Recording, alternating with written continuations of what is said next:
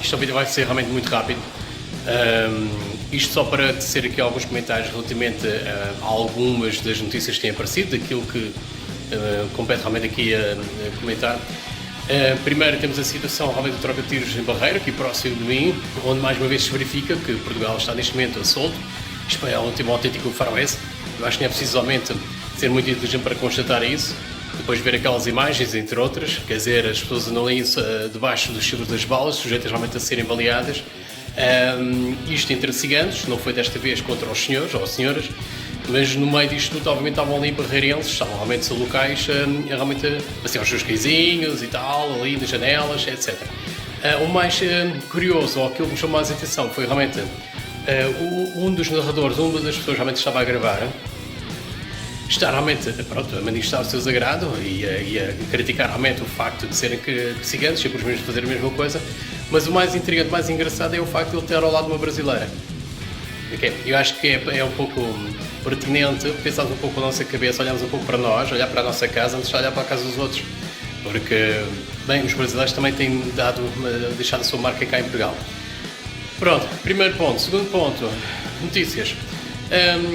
Houve então aquela situação de um guarda prisional angolano, que neste caso tem que ter a nacionalidade portuguesa. Lá está, mais o resultado que realmente desta política destrutiva de realmente estar a doar de mão beijada a nacionalidade tudo que não seja português, tudo, obviamente, todos aqueles que realmente não sejam descendentes de portugueses, mas sim empenhados em fazê-lo para os Palopes e todo o tipo de pessoa que venha do terceiro mundo, do hemisfério sul, realmente para Portugal.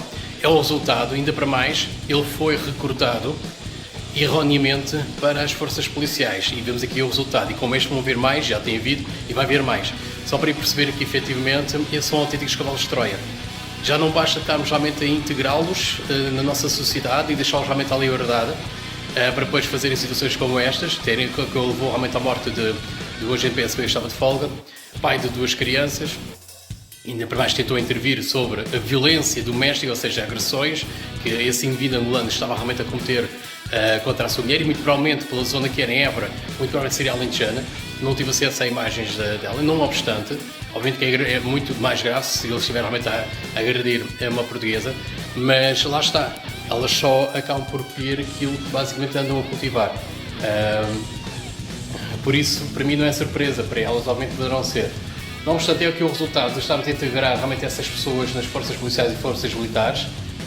Gostaria que alguém que fosse responsável pelo recrutamento e direção desse fulano que estava a cumprir a pena no estabelecimento prisional durante os fins de semana e a trabalhar como guarda prisional durante os dias de semana, que é algo que para mim é surreal, é ridículo, e deu aso àquilo que deu.